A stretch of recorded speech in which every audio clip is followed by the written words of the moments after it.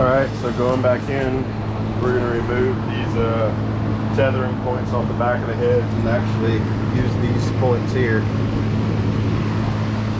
I got some extended chain, so I got to get some hose or something to put the chain through so it don't rub on the heads.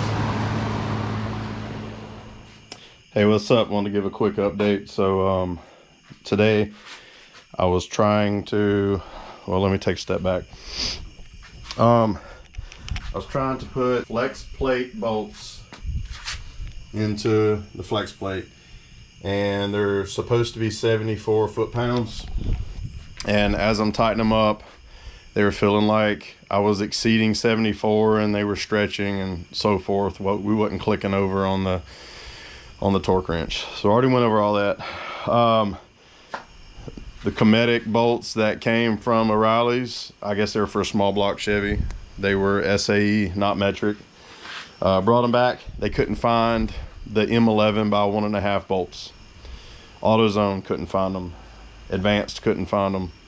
So in the morning, I'm going to call up Napa, see if Napa has those bolts. If not, I got to drive 20 minutes to one of the GMC or Chevrolet dealership, and you would think they would have something like that in stock, because I would imagine if they're going to change stuff like rear main seals, that they would regularly take the opportunity to sell those parts, right? So I went by there today. They were locking the door as I showed up. So I've got to get those bolts, get this flex plate torqued, have fluid for the torque converter, put about a quart in it, load it up, shim it up, bolt the transmission to the engine, go ahead and sit the engine back into the car over here, and get the cross member supports back in and get the drive shaft back in. Either tomorrow or Thursday, my Texas Speed cam, push rods, and springs, as well as spring compressor, should be here. What else? Today my ARP studs came in, the extended studs, which were kind of hard to get to. So I went ahead and got those. Here they are, ARP studs. They call them the Corvette conversion. They are 1/2 inch by 20 pitch. They are extended studs, so the closed acorn nuts more than likely aren't going to work. I'm going to have to buy some open-ended lugs for the fronts, which I may just run them all the way around if that's the case. I did go ahead and press in one hub here. So got those pressed in. They pressed in really easy. I had to go with those particularly because they have a 0.509 inch knurl, and you can see they can only drill out so much material. That's the factory hole, and because they're actually eating into this rim. If they went with a typical diameter size 1/2 by 20, you would lose material. So I went ahead and pressed one of those in just to kind of get some work done, since I can't do nothing on the flywheel. What else came in?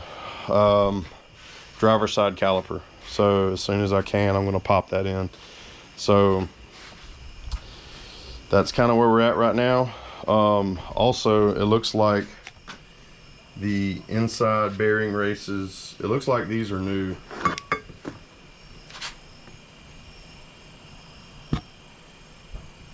I don't see any marring on them, but anyways, I ordered new races and bearings and seals and all that, so I have those. I'm gonna look at them again one more time, but I think they pressed in new ones.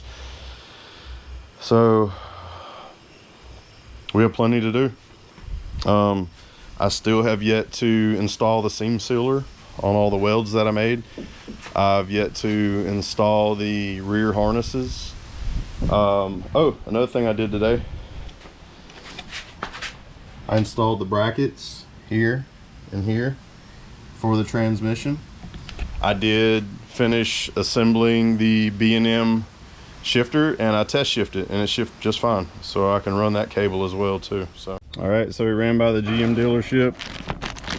Got our 6 bolts for the flex plate. Also grabbed a cam thrust plate with a new gasket, since I heard these got kind of messed up, and man, it barely protrudes out anywhere, so I could see why they get damaged. We installed the converter and did all this on the ground.